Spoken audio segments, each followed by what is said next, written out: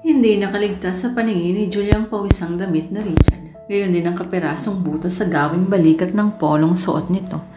May kung anong awang humaplos sa kanyang puso para sa dating kapitbahay.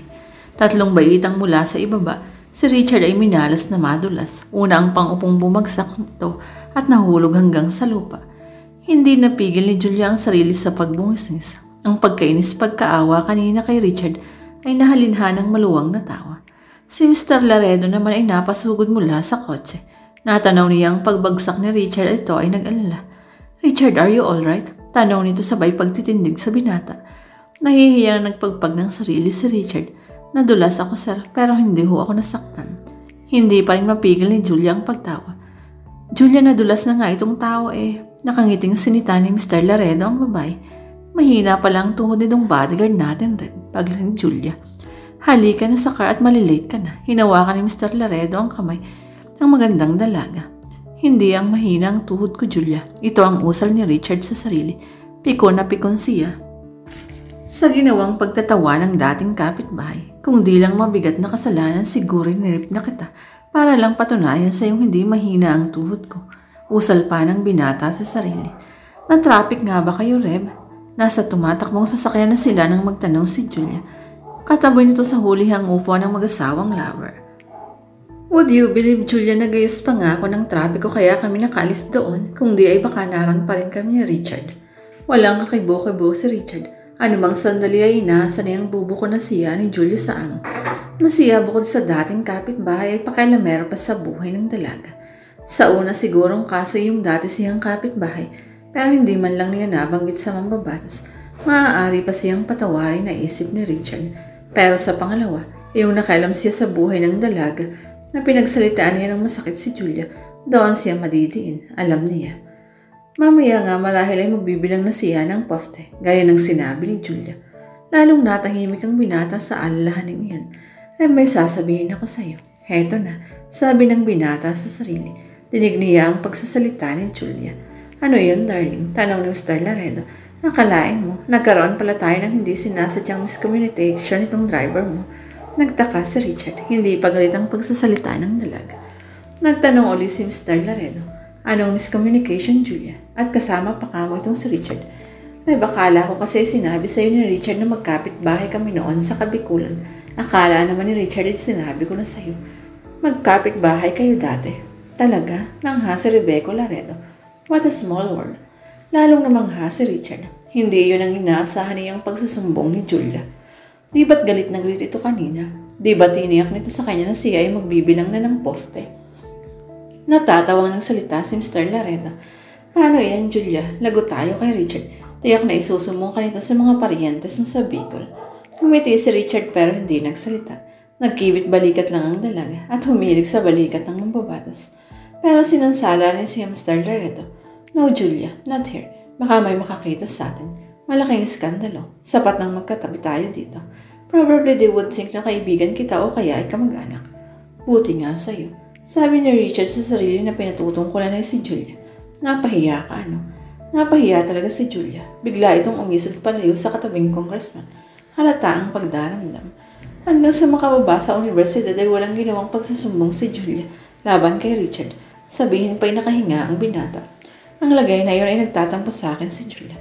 Mula sa likurang upuan ay nagsitang muli si Mr. Laredo. "Di ba nasabi ko na nga, Richard, masyadong clinching vine ang aking..." "Ano nga ba ang tawag kay Julia? Kabit, babae, number 2, chicks." Sa isip lang ni Richard naglalaro ang mga katagang ito. Ayaw pa rin niyang mabastos ang amo.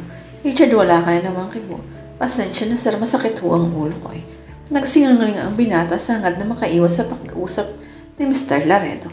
"Baka tatrangkasuhin ka. Uso yata ngayon eh. Paningin ka agad sa doktor." "Sagot ko ang bayad. Isang tableta lang ho. Ito ay ayos na, sir.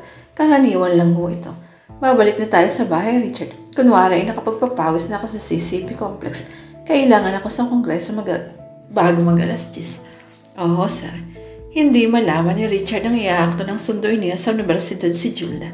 Dapat ba siyang magpasalamat na hindi siya nito isinumbong kay Mr. Laredo? Si Julia ay walang kaimik-imik sa hulihang upuan. Walang planong kausapin man lang ang binata. Iba kasi ang gumugulo sa isipan ng dalaga. ang pag-iwas kanina ni Rebecca sa kanyang paglalambing sa loob ng kotse. Kung di lang mahuhuli na siya sa klase kanina, nakomprota na sana niya ito. Hindi siya sanay tinatatanggihan ni Rebecca ang punting niyang pagpapakita rito ng pagmamahal. Baka naman may iba nang itinatarget sa Rebecca, naisip ng dalaga. Nagsasawa na marahil sa kanya. Posibleng may impormasyon si Ricky, naisip niya. Ricky, kahit hindi plano. Ay bigla niyang kinausap ang dating kahit. Bakit? Nakikiramdam si Richard. Nakatuon ang mga mata nito sa daan. Mabilis ang kanilang takbo. Nagbago ko ng isip kanina. Hindi kita isinumbong. Pasalamat ka. Hindi mataas ang boses ni Julia. Salamat. Halos sarkastiko ang tugon ng binata. Look, hindi naman tayo dapat nag-aaway. Hindi tayo magkatulo, Ricky, o kilala sa tawag na Richard. Narito tayo sa poder ni Rebecca para parehong mapabuti. Let us be friends. Napalunok si Richard. Balik ko ang tinura ng dalagang lihim ng mahal. Nawala na ba talaga ang respeto nito sa sarili? Hindi nito alam na nababastos nito ang sariling pagkatao. Hindi nito alam na walang matinong dalagang pumapayag maging kabit ng lalaking may pamilya na. Maraming tanong sa isipan ni Richard. Nagmamalasakit lang ako sa iyo, Julia. Alam ko kasi walang mabuting patutunguhan ang relasyon ninyo ni Mr. Laredo. Naaawa rin ako sa mga magulang mo. Walang kaalam-alam. Hindi naman ang uuyam ang binata. Umiling si Julia at lumunok. Problema na ko na iyon, Richard. Basta ang alam ko ay maligaya ako sa piling ni Rem. Lampas sa pera ang iniuukol kong pagtingin sa kanya. Mahalaga siya sa'yo dahil good provider mo si Julia. Lahat ng luho ay kaya niyang ibigay sa'yo. Pati na sa aking pamilya, Richard. Nakapagpapadala ko ng malaking pera sa mga magulang ko dahil kay Rebecca. Pero hindi nila nagaling sa lalaking may asawa ang perang yun, Julia. Nagpapasalamat nga pala ako na hindi mo pa ako binubuko sa mga magulang ko, Richard. Hindi mo pa ako binubulgar sa amin, di ba? Hindi naman ako chismoso, Julia. Ako ang pinakahuling taong sisira sa pagkatao mo. Nakahinga ng maluwagang dalaga. Salamat naman. Salamat, Richard. Hindi nga alam sa probinsya na nakita na kita. Ang alam talaga nila ay nasa Baguio ka pa at parang lang isa mong kamag-anak. Nagkita kami ni Rem sa Baguio. May seminar kami na siya ang resource speaker. Nakagusto siya sa akin. Matinding pagligaw ang ginawa niya sa akin at nagustuhan ko naman siya. Nagawa kong iwan ang aking pinsan at sumama ako kay Rebecca dito sa Manila. Ang sabi ko sa mga magulang ko ay may trabaho ako rito habang nag-aaral at the same time. Alam na ng parents kung wala na ako sa Baguio.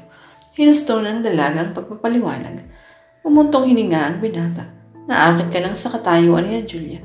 Kung nagkataong siya ay isa lang ordinaryong tao, natitiyak kung hindi mo itataya ang karangalan mo. Inaamin ko naman yun Na-overwhelmed talaga ako kay Rebecca. Imagine ang tanyag na mambabatas na nagkagusto sa akin. Hindi araw-araw nangyayari ito, Richard. Iiling-iling si Richard. Paano lang kinabukasan mo, Julia? Nakatitiyak ka bang panghabang buhay na siya? Richard, iyan nga ang nais kong itanong. May iba pa ba siyang girlfriend bukod sa akin at bukod sa wife niya? Umiling ang binata. Walang ibang pinagkakabalan si Sir bukod sa iyo at kay Mrs. Laredo, Julia. Nagkakasya sa isang asawa at isang hindi asawa ni Mr. Laredo. Nakahinga ng maluwag ang dalaga. Kung gayon tapat pala siya sa akin, most probably ay pagod lang siya kanina o talagang ninervous na maiskandalo kaya hindi niya pinansin ang paglalambing ko. Humilig lang naman ako sa balikat niya. Gustong dagukan ni Richard ang hangal na dalaga. Julia, si Mr. Laredo ay napakalaki ng tanda sa'yo para na kayong mag-amag sa agwat ng edad. Nakikialam ka na naman ba, Richard? Magagalit na naman sa'yo. Umiling ang binata. Ayokong magalit ka sa akin. Baka sanpalin mo na naman ako. At muli mong biglang ipipreno ang kotse para masubsob uli ako. Ganun ka kasalbahe, diba? Sinumbatan siya ni Julia. Kaya nga hindi tayo dapat mag-away, Julia. Pareho lang tayong nasasaktan eh. Ayoko nga pinakikilaman mo ang buhay ko, Richard. Please naman no, kaya ko ito. Nagpatuloy na lang sa tahimik na pagpamaneho si Richard. Nasaan ba ngayon si Rem? Maya-maya ay nagtanong si Julia. Nasa kongreso. Pinababalik nga agad ako pagkahatid sa iyo. Gusto niya lagi akong nakaredy sa parking lot. Hindi na nagtanong pa si Julia. Sa halip ay kinuha ang cellular phone at nagsimulang mag-dial. Maya-maya narinig ni Richard ang pakipag-uusap ng dalaga. Pasensya ka na sa tawag ko. Namiss lang kasi kita eh. At saka masama ang loob ko. Inis na mo kasi ang paglalambing ko sa kotse. Si Richard ang nais-maiskandalo sa ginagawa ng dalaga. Nasa session hall si Mr. Laredo. Iniistorbo lang dahil sa walang kakwenta-kwentang bagay.